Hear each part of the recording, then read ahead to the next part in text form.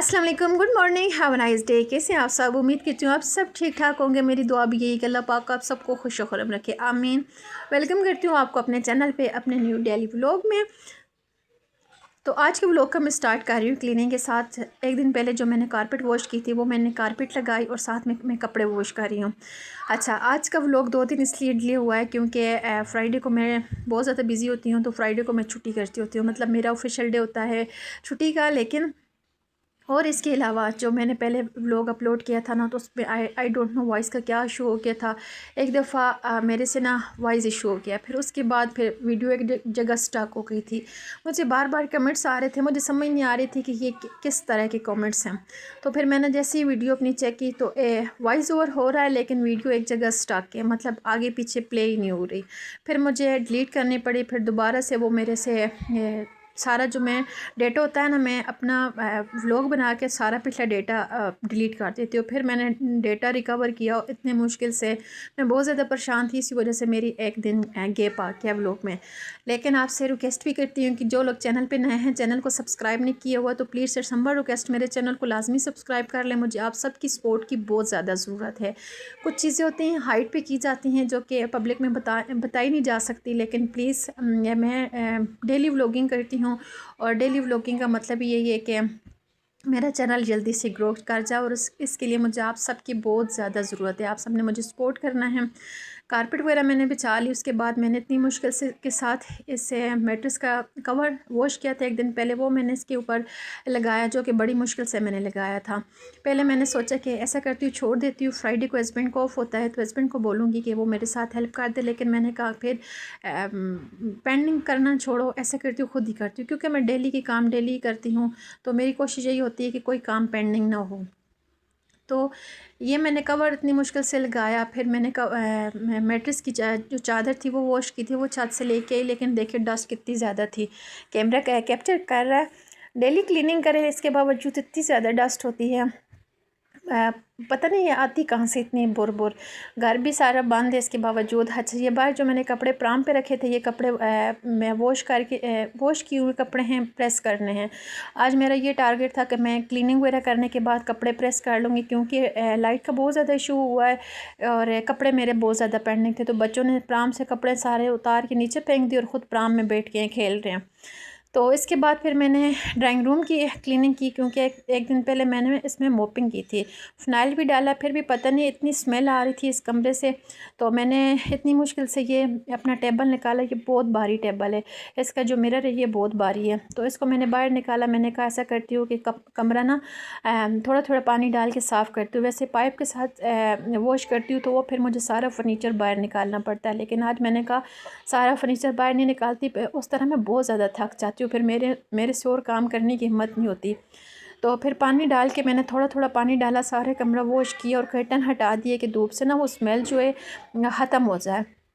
Phenyl भी डाला था, मोपिंग की थी, लेकिन इसके बावजूद इतनी स्मेल आ रही थी।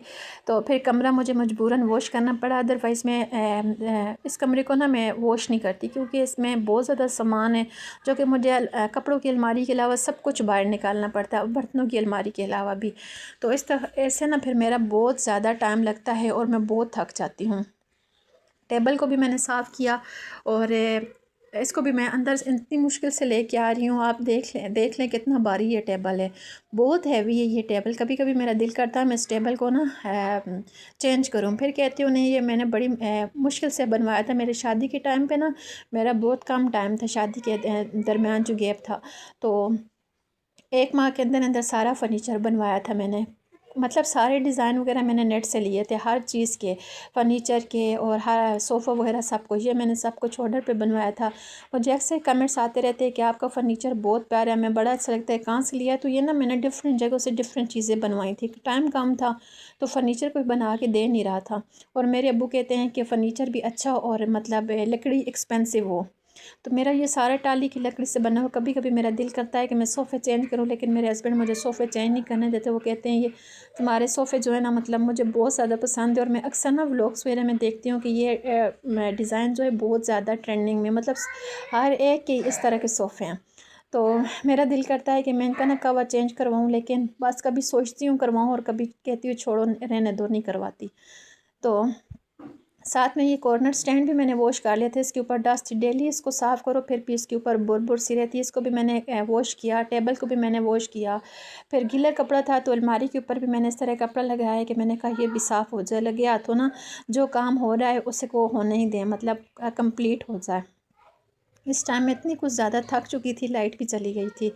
तो ये वाले थोड़े से कपड़े ये मैंने साइड पे करिए हैं। मैंने कहा जब लाइट आएगी तब तक ये कपड़े मैं प्रेस करूँगी। आज मेरा प्रेस करने वाला काम है, प्रेस करना मुझे बड़ा मुश्किल लगता है। और ये वाले जो टब में कपड़े पड़े हुए हैं ये छत पे लेके जाने वाले हैं। बच्चों को मैंने कहा वो छत पे जाते हैं। और ये कमरा देखें मैंने साफ़ सुथरा कर लिया। कर्टन मैंने हटाए हुए हैं ताकि धूप लगे, कमरा भी ड्राई हो जाए और स्मेल भी जो है वो भी ख़त्म हो जाए। इस कमरे को हम बहुत कम यूज़ करते हैं। जब गेस्ट वगैरह आएँ या कपड़ों की अलमारी मतलब कपड़े निकालने करने के लिए ये यूज़ किया जाता है। अदरवाइज़ इस कमरे में कोई भी नहीं आता। हमारा रुझान ही ना वो दूसरे कमरे में होता है। हम उस कमरे में बच्चे भी होते हैं, हम भी होते हैं, तो आसानी से मतलब उसी कमरे को यूज़ करते हैं।